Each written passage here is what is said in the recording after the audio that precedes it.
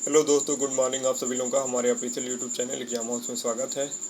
कल पीसीएस की परीक्षा संपन्न हो गई और उस परीक्षा में सर्वाधिक जो अभ्यर्थी उपस्थित रहे इलाहाबाद से रहे। 71% के करीब अभ्यर्थी उपस्थित रहे और टोटल यूपी में 53% अभ्यर्थी उपस्थित रहे हैं। टोटल पंजीकृत अभ्यर्थी जो थे 5,95,000 के करीब अभ्यर्थी टोटल पंजीकृत थे, जिनमें से करीब 3,16,352 अभ्यर्थी पूरे एग्ज़ाम में शामिल हुए हैं और प्रयागराज में 70,000 के करीब उपस्थित थे, जिसमें से 71.23% अभ्यर्थी शामिल हुए और मुरादाबाद में सबसे कम अभ्यर्थी शामिल हुए। आइए पूरे पेपर पैटर्न को देखते हैं और कट ऑफ के बारे में एक हल्का व्यू बनाते हैं और आप लोग अपने कट ऑफ की चर्चा हमारे कमेंट बॉक्स में अपने मार्क्स की ज़रूर करिए ताकि सही कट ऑफ बनाया जा सके। टोटल 252 पोस्टें थी। पोस्टें जैसा कि लोक सेवा आयोग का पैटर्न रहा है कि प्री के रिजल्ट तक बढ़ती हैं, तो पूरी संभावना है कि पोस्टें अभी और आगे बढ़ेंगी। पीसीएस के जो हैं 252 पोस्टें थे और वन अधिकारी के 12 पोस्टों के लिए ऑनलाइन आवेदन हुआ था।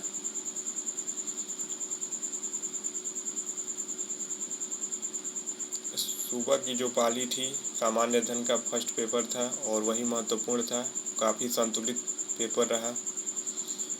करेंट से इस बार क्वेश्चन काफ़ी करीब 40 क्वेश्चन करेंट से आए। भूगोल से 22, पर्यावरण से 20, अर्थव्यवस्था से 9, विज्ञान से 13, राज्यव्यवस्था से 21, इतिहास से 24 प्रश्न पत्र शामिल थे। लॉकडाउन और कोविड पर भी प्रश्न पूछे गए हैं इस बार की परीक्षा में।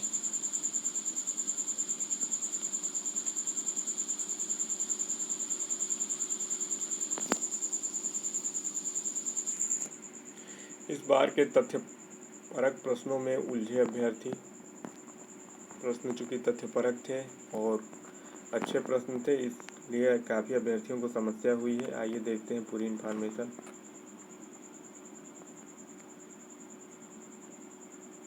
उत्तर प्रदेश लोक सेवा आयोग ने पीसीएस 20 का प्रश्न पत्र आईएएस पैटर्न पर तैयार किया। सामान्य अध्ययन 1 और सामान्य अध्ययन 2 का प्रश्न पत्र अपेक्षा से काफ़ी कठिन रहा। दोनों की तुलना में सामान्य अध्ययन 1 का प्रश्न पत्र ज़्यादा कठिन था।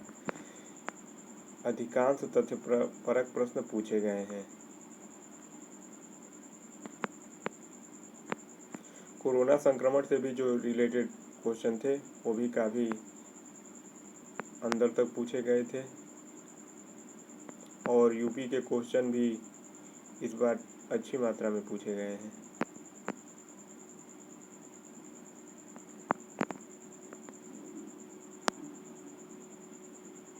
असाधारण शक्तियों का विधिक अधिकार किस कानून से प्राप्त होता है, इस तरह के क्वेश्चन थे। पीएम जन आरोग्य अभियान, पीएम वय वंदन योजना कब शुरू किया गया, ये सब थे। भारत ने 5 ट्रिलियन अर्थव्यवस्था पाने का लक्ष्य कब तक का रखा है, ये भी थे। तो इस तरह के काफ़ी अच्छे क्वेश्चन पूछे गए थे। और प्रतियोगी छात्रों के आयु व्यू देख लेते हैं। अवनीश पांडे कहते हैं कि सामान्य अध्ययन 1 का पेपर काफ़ी कठिन था। समसामयिकी प्रश्नों का विश्लेषण करने में अधिकतर अभ्यर्थी अक्षम रहे। प्रतियोगी परीक्षाओं के विशेषज्ञ सिद्धार्थ श्रीवास्तव कहते हैं कि परीक्षा पैटर्न बदलाव के बाद पहली बार प्रश्नों के स्तर पर बेहतरीन काम किया गया है। पहले की अपेक्षा काफ़ी बेहतरीन प्रश्न पत्र रहा है इस बार का और इस वजह से थोड़ी मेरिट की जो संभावना है वो पुरानी कट ऑफ के अनुसार ही रहेगी। ये पूरी संभावना है कि मेरिट 95 के आसपास ही रहे, क्योंकि सीटें कम हैं और अगर सीटें ये इंक्रीज करती हैं, अभी तक 252 सीटें हैं, अगर ये इंक्रीज करती हैं तो सीटें जैसे बढ़ेंगी वैसे मेरिट गिरती है। अभी तक जो सीटें हैं इनके अकॉर्डिंग 95 क्वेश्चन जिनका है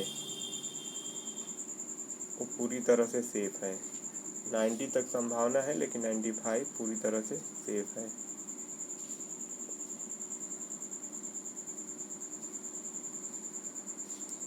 आइए देखते हैं कुछ बातें PCS 2018 का जो फाइनल रिजल्ट आया था उसकी स्केलिंग से संबंधित कुछ महत्वपूर्ण बातें। जो 2018 के इस स्केलिंग को लेके याचिका दाखिल की गई थी,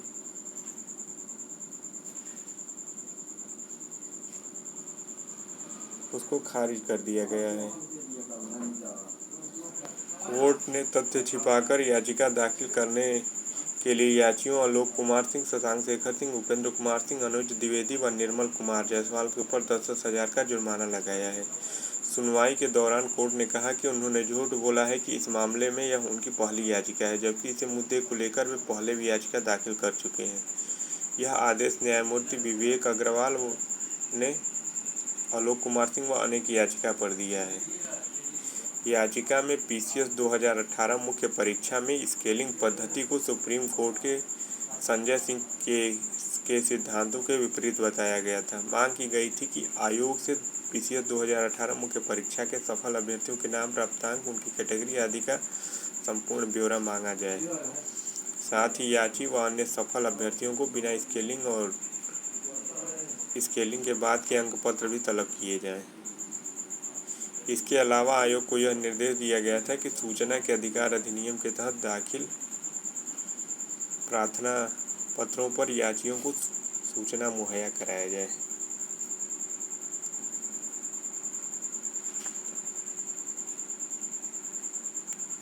याचिका का विरोध करते हुए अधिवक्ता ने, आयोग के जो अधिवक्ता थे, उन्होंने कहा कि 11 सितंबर को रिजल्ट आ चुका है। परीक्षा में किसी प्रकार की गड़बड़ी का आरोप नहीं है, सिर्फ स्केलिंग पद्धति को लेकर याचिका दाखिल की जिसकी सूचना के अधिकार से कोई लेना देना नहीं है। याची चाहे तो सूचना के अधिकार के तहत प्रक्रिया के अनुसार अपील कर सकता है।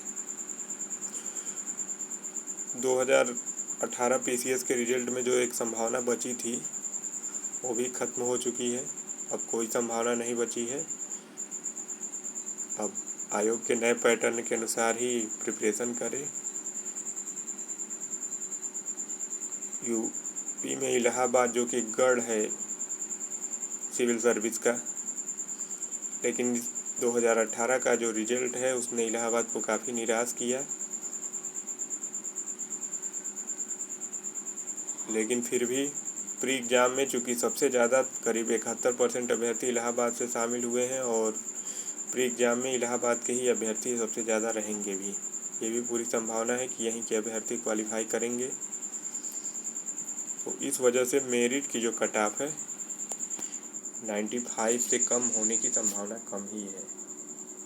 95 या 95 के आसपास ही होने की संभावना है। 90 से लेके 95 तक हर कैटेगरी की यही संभावना रहेगी, चाहे महिला हो, SC ST OBC जनरल। अब जब तक ऑथेंटिक आंसर की नहीं आ जाता तब तक पूरी तरह से कोई कुछ नहीं कहने की स्थिति में है, लेकिन जो संभावना यही है वो यही बन रही है।